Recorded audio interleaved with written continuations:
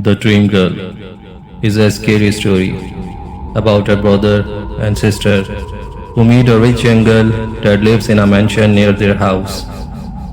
Aliska looked at the large, crumbling mansion that lay across the fields from her little house.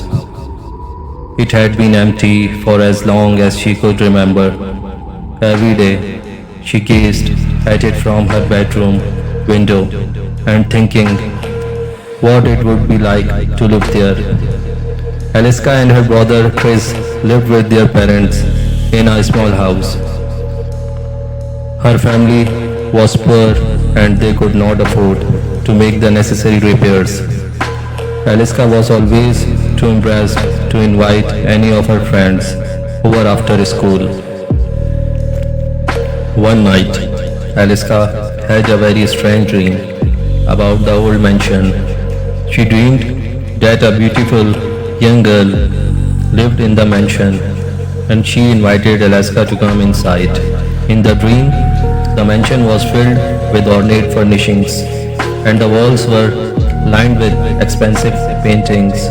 She dreamed that the girl showed her a room that was filled with beautiful jewelry.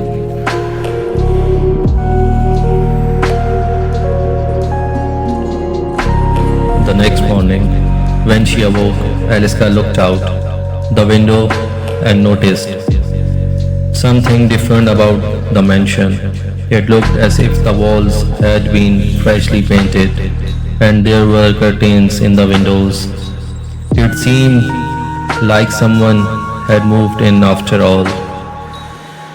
At breakfast that morning, she told Chris about her strange dream. "That's funny," Chris replied. "I had almost the exact same dream." "That's weird," Aliska said, puzzled. Chris nodded in agreement. That evening, when Aliska and Chris were playing in the field beside their house, they met a strange young girl. She was very a beautiful girl with long black hair and dark eyes. She was wearing an exquisite dress that shimmered in the fading light. "Hello," she said. "Hi," Chris replied. "Who are you?" "My name is Angela," the girl said. "I am your new neighbor. My parents and I just moved into the mansion over there." When she heard this, Aliska's mouth dropped open in astonishment. She was lost for words. "I am Chris, and this is my sister Aliska," Chris said. "Pleased to meet you," Angela said as she shook their hands. "Since I am new in town, I don't really know anyone. Would you two be my friends?" "Of course," Aliska said. "Sure," said Chris. "I am so glad," Angela said. "Would you like to come and see our mansion?" "We would be delighted," Aliska said. Together, they walked through the tall grass until they came to the mansion. Angela opened the front door and they followed her inside. The house was beautiful. It was filled with ornate furniture and expensive-looking paintings adorned the walls. When they went into the living room, they saw an elaborate chandelier hanging from the ceiling. "Hello, mother. Hello, father," Angela said. Her parents were sitting on the sofa, reading newspapers. They did not look up as the youngsters filed past. "Come with me, Aliska," said Angela. "I want to show you my playroom. I think you will like it." She opened the door and ushered Aliska inside. Aliska could not believe her eyes. It was exactly like the room she had seen in her dreams. The walls were lined with glass cases containing beautiful, intricate jewelry that sparkled in the light. Alaska could not take her eyes off it. She was mesmerized. Try on anything you like, Angela said. I will let you keep whichever one you like the most. Alaska gasped as Angela left the room, shutting the door behind her. The girl moved from case to case, examining all the gorgeous necklaces, earrings, and brooches. She did not know how much time had passed, but the spell was broken by a loud scream. It came from outside, and it sounded like her brother's voice.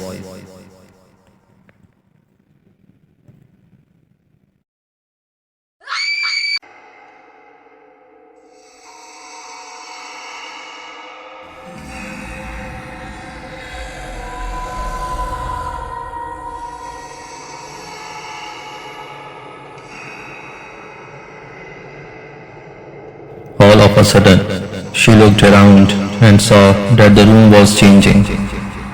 There were cobwebs and dark stains on the ceiling.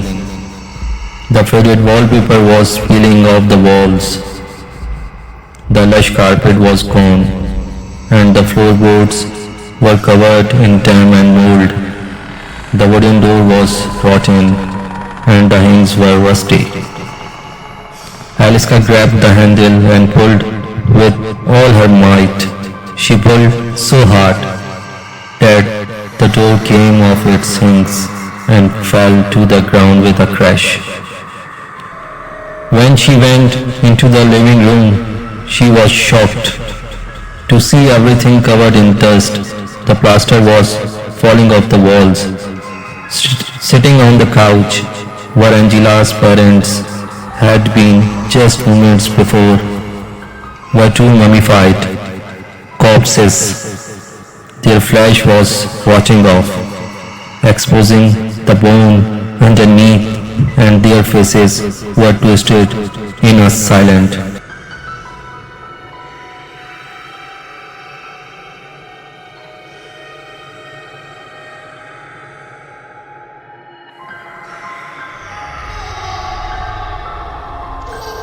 Rats spread furtively back and forth across the bare floor, which was strewn with trash. In the middle of the room, where there had once been a coffee table, there was a large dusty coffin, and its lid was hanging open. "Chris, where are you?" she cried as she frantically looked around the room. Just then, her brother came, staggering down the stairs. He was clutching his neck, and blood was pouring down the front of his shirt. He opened his mouth to speak, but all that came out was gurgling sound. His throat had been slashed open. Angela appeared on the stairs behind him. She looked much taller, and her face was deathly pale. Her cheeks were sunk, and her skin was lined and wrinkled. Aliska heard sang, and she felt as if she was going to faint. Angela's mouth opened wide, revealing sharp pointed teeth tipped with blood. She lunged at Chris, biting into his throat and ripping out a chunk of flesh. Aliska let out a terrified shriek and ran to the front door. She was dizzy with fear, but she managed to pull it open, and when she got outside, she ran as fast as she could. Tears were streaming down her cheeks, and she could not stop screaming. She ran and ran across the field, wading through the tall grass, her heart beating fast and her hair standing on end. Eventually, she reached the safety of her own house. She rushed inside and slammed the door behind her. Then in confusion, She looked around. She saw the dust, the cobwebs, the rats, the open coffin, and the dead body of her brother lying in a pool of blood on the floor. To her utter horror, she was back inside Angela's house, and there stood Angela, smiling from ear to ear, with blood dripping down her chin. Before Eliska had a chance to react, Angela grabbed her by the shoulders and pulled her close. The last thing Eliska felt before everything went black was a pair of fangs sinking into her neck.